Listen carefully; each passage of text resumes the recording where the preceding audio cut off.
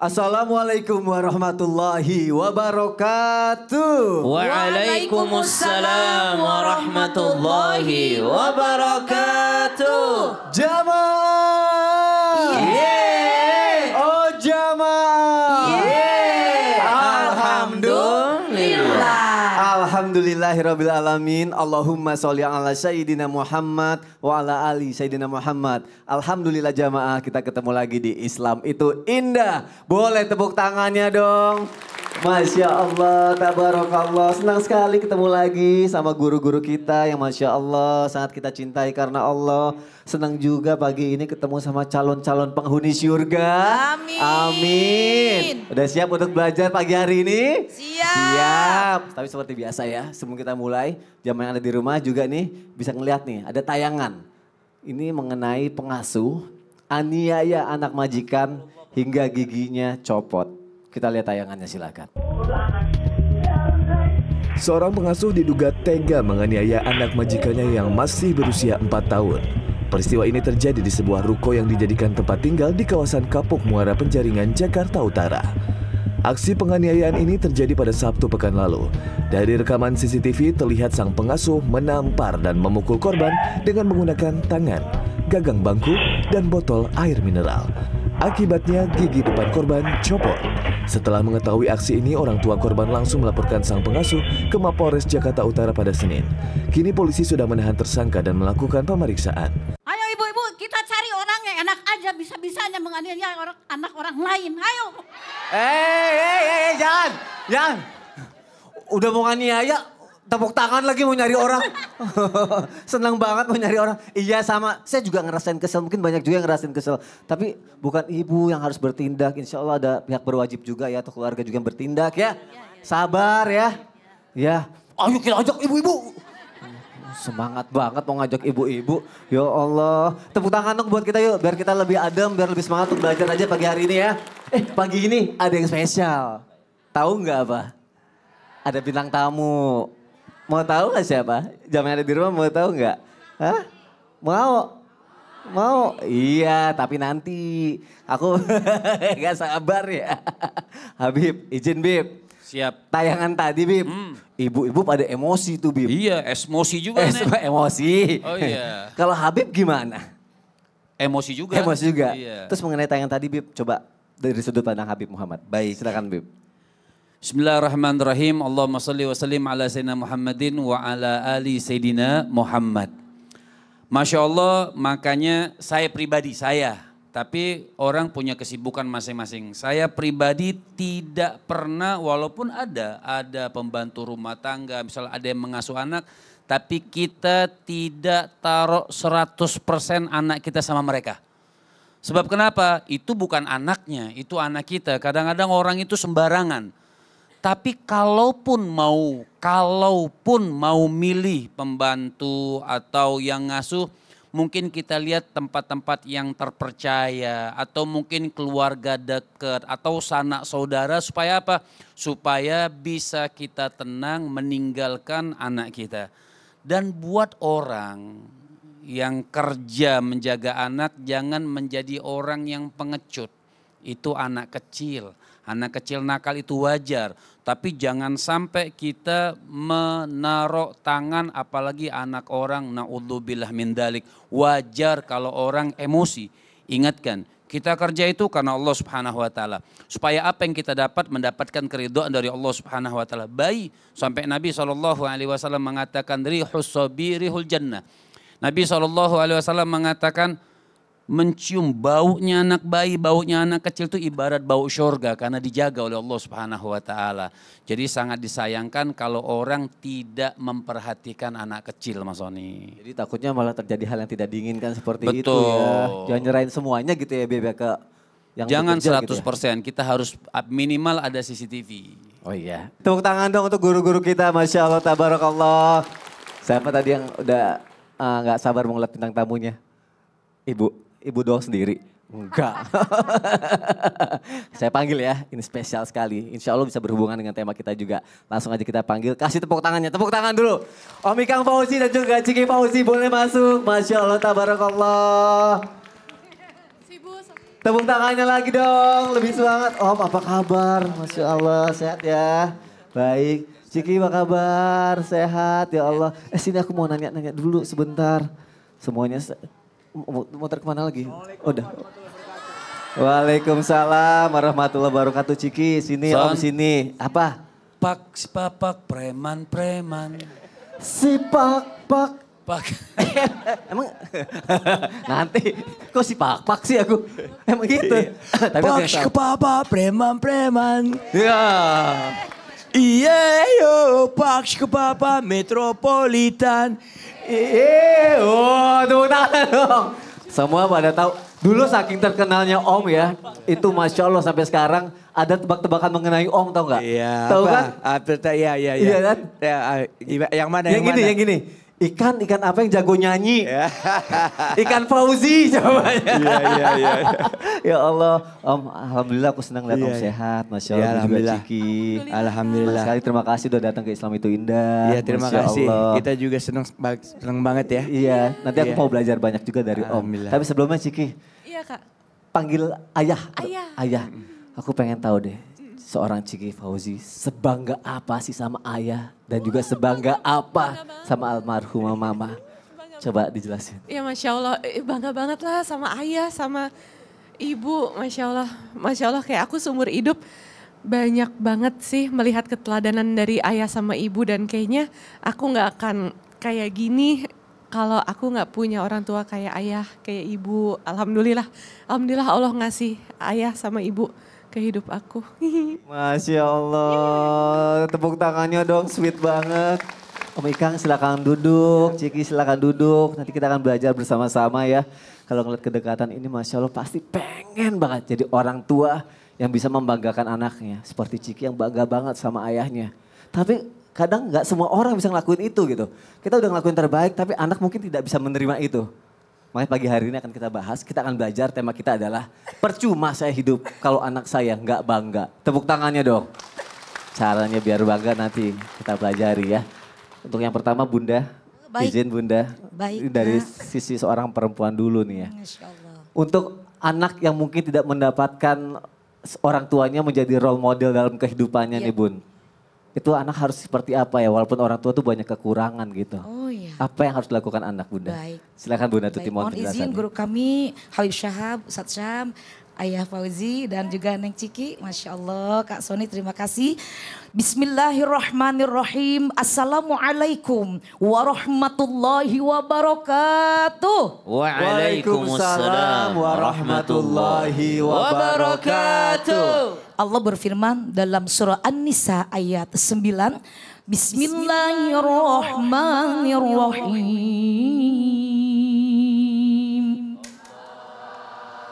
وَلْيَخْشَى الَّذِينَ لَوْ تَرَكُوا مِنْ خَلْفِهِمْ ذُرِّيَّةً ضِعَافًا خَافُوا عَلَيْهِمْ فَلْيَتَّقُوا اللَّهَ وَلْيَقُولُوا قَوْلًا سَدِيدًا. Shadaqallahul azim. Allah berfirman itu untuk pengingat kita sebagai orang tua. Hendaklah kita merasa khawatir jikalau kita meninggalkan dunia ini, meninggalkan anak keturunan kita dalam keadaan lemah. Lemah apa saja? Pertama lemah iman. Maka kita dalam keluarga itu ajarkan keimanan, pendidikan keimanan, tauhid kepada Allah. Yang kedua, jangan meninggalkan anak keturunan kita itu lemah ilmu pengetahuan. Maka didiklah anak-anak kita itu menjadi anak yang berilmu pengetahuan yang banyak seperti orang tuanya. Jangan meninggalkan anak kita lemah dalam ekonomi, lemah dalam lingkungan. Dan yang paling pokok, jangan sampai anak-anak kita lemah figur. Pertanyaannya bagaimana kalau kita itu ingin menjadikan orang tua kita sebagai figur, tetapi orang tua kita banyak kekurangannya. Pertama, ajarkan tentang konsep kekurangan dan kelebihan. Orang tua kita itu tidak sempurna, kita bersyukur dilahirkan oleh orang tua yang baik. Kemudian ajarkan tentang orang tua kita itu memiliki kelebihan, di mana kesabarannya, kebijaksanaannya. Ajarkan rasa bersyukur kepada Allah. Seperti tadi Neng Ciki ya. Saya merasa bangga dan bersyukur memiliki orang tua. Subhanallah. Bagaimana anak akan meniru orang tua, maka ajarkan keteladanan dari orang tua. Ajarkan empati, ajarkan nilai-nilai pendidikan keluarga dan menghargai kekurangan maupun kelebihan. Maka kalau kita menerima orang tua kita kekurangannya di mana, kelebihannya di mana, tapi akan tertutup semua kekurangan dengan kasih dan sayang yang diberikan orang tua kepada kita. Masya Allah, mudah-mudahan kita menjadi anak-anak yang bersyukur, yang bisa menghargai dan bangga kepada orang tua kita masing-masing. Amin ya Allah, amin. Dimulai dari bersyukur dulu terhadap orang tua kita miliki. Masih banyak orang yang ternyata sudah tidak punya orang tua gitu ya. Ya Allah, terima kasih Bunda. Sama-sama. Tepuk tangannya dong sekali lagi, Masya Allah. Pengen gak sih kita sebagai orang tua, anak tuh bangga gitu sama kita? Pengen ya, pas jamaah yang ada di rumah juga kayak gitu, pengen banget. Dan aku nih kayak luar biasa banget ngeliat kedekatan Om Ikang, sama Ciki, sama Bella juga ya di rumah. Om izin dong Om, sini Om. Siap. Pengen tahu rahasianya dari Om seperti apa? Setiap orang pasti punya rahasianya masing-masing. Kalau Om Ikang Fauzi rahasianya biar deket sama anak apa? Iya, ya, pertama tuh saya berkeyakinan bahwasanya pernikahan itu adalah sakral. Jadi kita mengikut sertakan Allah untuk bisa menjadikan kita berjodoh dan akhirnya jadi suami istri. Dan dari hasil perkawinan itu segala sesuatunya juga sakral, yaitu anak-anak. Dan semua itu kan titipan dari Allah. Ya, saya ngerasa sangat bangga dan sangat bermartabat kalau Allah kasih tanggung jawab sama saya. Masya Allah. Intinya itu, Ya. saya ingin berprestasi sama Allah. Masya Allah. Gitu, saya ingin berprestasi karena kalau kita kan ingin berprestasi kepada manusia itu juga kadang-kadang sama guru kita tunjukin betapa hebatnya kita. Kita all Ini out Allah banget Subhanahu wa taala Ya Allah. yang memberikan kita wewenang untuk mengelola rumah tangga. Saya ingin melakukan sebaik-baiknya sesuai dengan aturan dan yang dia sudah ajarkan sama saya. Masya Allah, tepuk Intinya tangannya itu. dong. Berarti kuncinya adalah kita niatkan Intinya. kita pengen berprestasi sama Allah. Iya. Maka hubungannya melibatkan Allah. Iya, Jadi kita bisa jadi saya menularkan untuk lakukan anak-anak itu ya. untuk semua karena Allah. Karena saya pengen berprestasi sama dia. Masya Jadi Allah. there's nothing about me. Nggak ada sesuatu hal tentang saya itu. Semua tentang Allah, Itu, tentang iya, anak-anak kita iya, aja semuanya. iya, yes. Terima kasih Om Ikang. Nanti aku mau nanya lagi sama Om Ikang ya. siap. Pasti jamaah juga penasaran. Om Ikang boleh duduk dulu sebentar. Karena melihat figur Om Ikang yang benar-benar melibatkan Allah untuk mencintai anaknya, untuk sayang sama anaknya. Ada juga orang tua yang akhirnya di luaran sana mungkin ya menelantarkan anaknya. Kalau seperti itu Ustadz Syam. Orang tua yang menelantarkan anaknya. Apa yang harus dilakukan orang tua untuk bisa menebus semua kesalahan itu Ustadz? Bisa nggak? Baik, Silakan, bismillahirrahmanirrahim. Ustaz, ya. Terima kasih Mas Soni, mohon izin Om Ikang, Mbak Ciki, Bunda Tuti, Habib Muhammad, serta guru-guru kami yang dimuliakan Allah Subhanahu wa Ta'ala. Al-Quran Surah Al-Hasyr ayat 10. A'udzu billahi minasy syaithanir rajim. Allah. والذين جاءوا من بعدهم يقولون ربنا اغفر لنا ولإخواننا الذين سبقونا بالإيمان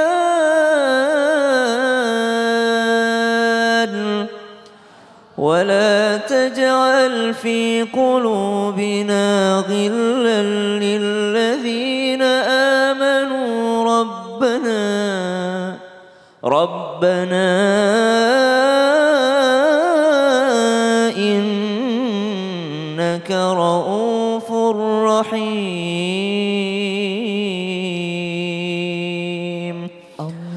اللهم ارحمنا بالقرآن.